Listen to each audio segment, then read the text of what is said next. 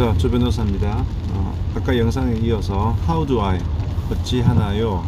소장 받았을 때 두 번째 이야기입니다. 첫 번째 시간에는 소장을 딱 받으면 원고가 누군지, 피고가 누군지, 또 관할 법원이 어딘지, 원고한테 소송 대리인이 있는지, 또 청구 취지는 뭔지, 청구 원인이 뭔지를 쭉 한번 읽어보라 그랬죠. 자, 이제 읽고 나면은 열이 막 뻗치죠. 혈압이 오르고 체온도 오르고. 왜냐하면은 그 소장에는 보면 대부분 자기에게 유리한 내용을 많이 담아 놓기 마련이죠. 그리고 말이란 게 참 아다르고 어다른데 판사님에게 자기 의견을 어필하기 위해서 원고가 쓰다 보니까 되게 좀 애매하게 써놔요. 그리고 자신에게 유리한 것은 되게 많이 써놓고 자신에게 불리한 거는 싹 덮어놓고, 그래서 이제 보통 소장 보다 보면 열 엄청 받죠. 그러면 이제 소장을 딱 받고 나면 또 그걸 해야 돼요. 항상 소장 뒤에다가 보면은 이 안내문이 붙어 있거든요. 법원에서 오는 안내문. 그 안내문을 보면 되게 복잡하게 되어 있는데, 뭐 언제까지 답변서 내시고요, 답변서 안 내면은 뭐 어떻게 되고요. 제가 요약해서 말씀드리면 그 뒤에 붙어 있는 답변서에는 그렇게 되어 있는 거예요. 그 안내문에는 이 소장을 받은 날로부터 뭔가 이의가 있으면 30일 내에 그 이의한다라고 하는 내용을 담은 답변서를 제출하라 라고 보통 돼 있어요. 그럼 만약에 답변서를 제출 안 하면, 만약에 이의를 한다는 답변서를 제출하지 않으면, 자, 이 민사재판에서의 중요한 대원칙, 침묵은 긍정, 침묵은 인정이에요. 원고가 뭐라 막 주장을 하는데 피고가 아무 얘기 안 하면 이것을 제3자인 법원은 어떻게 바라보느냐. 피고 당신은 할 말 없나 보네. 원고 말 다 인정하나 보네. 원고 승소. 그래서 예전에 뭐 이런 얘기도 한번 들었는데, 어떤 분이 제가 말이죠, 상대방으로부터 소장을 받았는데 너무 황당하고 이 누가 봐도 이거는 말도 안 되는 얘기예요. 그래서 제가 하도 어이가 없어가지고 아무 얘기도 안 했어요. 그랬는데 법원이, 아니 저쪽 이기는 판결, 그런 판결을 내렸지 않습니까? 이게 말이 됩니까? 이렇게 막 열받아서 말씀하시는데, 아니 본인이 볼 때 이게 말이 안 되죠. 근데 제 선조의 판사가 볼 때는 뭔가 원고가 뭐라 얘기를 하면 피고가 뭐라고 딱 카운터로 얘기를 해줘야지. 그냥 피고가 가만히 있으면 할 말이 없나 보군, 이렇게 돼버리는 거예요. 그러면 결국 원고가 승소하는 겁니다. 그래서 민사재판에서는 이 침묵은 금이 아니에요. 침묵은 상대방 말을 다 인정해 주는 거니까 내가 하고 싶은 얘기를 다 해야 됩니다. 자, 그러면 아까 확인한 것, 그 다음에 내가 이거를 며칠 날 받았는가를 확인을 해야 돼요. 며칠 날 받았는가. 이거 내 저기 지난 5월 4일 날 받았는데, 이렇게 할 게 아니고, 거기 보면 사건 번호가 붙어 있거든요. 그 기록에.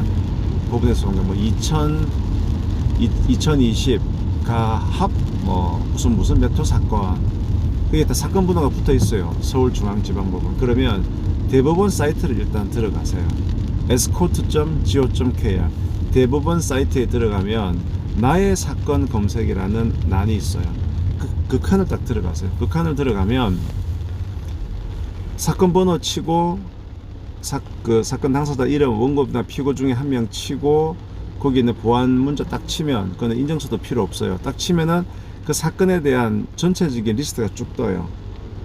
언제 이 사건이 접수가 되었고. 그래서 그 사건 진행 내용을 딱 그 탭을 클릭해서 보면 그게 나와요.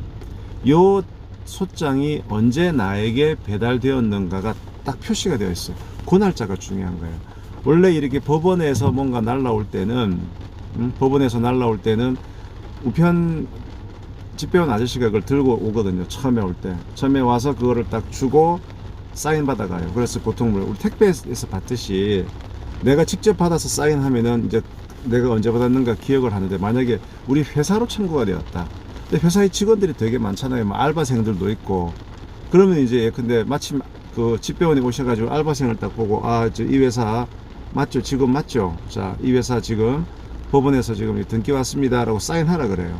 그러면 보통 그 사인에 뭐 직원 누구누구 뭐 수령, 그러면 그 날짜가 받은 거예요. 그런데 실제 이렇게 법원에서 받아가지고 이게 직원이 뭐 국세청에서도 오고 뭐 하도 많이 오니까 그냥 뭐 어디에 처박아 뒀단 말이지. 그럼 이게 묵혀 있는다고. 그러면 뭐 한 달 이내에 답변을 내라고 하는데 그 한 달이 금방 가버리는 거예요. 그러면 나중에 내가 싸움도 못 해보고 지는 이런 황당한 경우가 생기죠. 그래서 근데 직원한테 야 이거 우리 며칠 날 받았어. 아 이거 뭐 언제 받은 것 같은데요. 그걸 믿지 마시고 대법원 사이트에 들어가서 딱 클릭해 보면 여기에 며칠자로 우리한테 도달되었는가가 딱 표시가 되어 있어요. 아 이날 우리가 받은 거구나. 법원은 그렇게 인식하니까 그 날짜를 기준으로 대응을 해야 되는 겁니다. 자 그러면 이제 아까 그랬죠. 법원에서 자 이 소장 받고 말이죠. 이의가 있으면 30일 이내에 답변하세요 라고 얘기를 하는 겁니다. 30일 이내에. 이 민사 사건에서는 첫날은 산입하지 않아요. 그러니까 그 다음 날부터 하루를 치는 거예요. 하루 이틀 사. 그래서 30일 되는 날까지 내가 답변서를 내면 됩니다. 자 그러면 이제 우리는 지금 답변서를 써야 돼요. 지금 우리의 숙제는 답변서를 쓰는 겁니다. 물론 우리가 아이고 뭐 내가 돈 줄 것도 많고 뭐 싸움하기도 싫고 난 인정 항복 이런 경우야 뭐 진짜 답변서 안 내고 그냥 승인해버리면 뭐 수락해버리면 그냥 확률 선고 나겠죠. 안 그러면 전화해서 아이고 박 사장님 뭐 이렇게 소송까지 내십니까? 그냥 제가 돈 드릴게요. 뭐 이렇게 해서 별도로 합의를 할 수도 있죠. 소송까지 할 줄 몰랐는데 소송까지 하셨다니까 제가 그냥 빨리 해결해 드릴게요. 이렇게 해서 끝나는 경우 말고는 나는 할 말 많아. 그리고 얘는 왜 지한테 유리한 얘기만 하는 거야. 난 할 얘기가 많아. 이제 이럴 경우에는 답변서를 써서 내는 겁니다. 자 그러면 이제 포털에서 민사소송 답변서 쓰면 여러가지 샘플들이 나와요.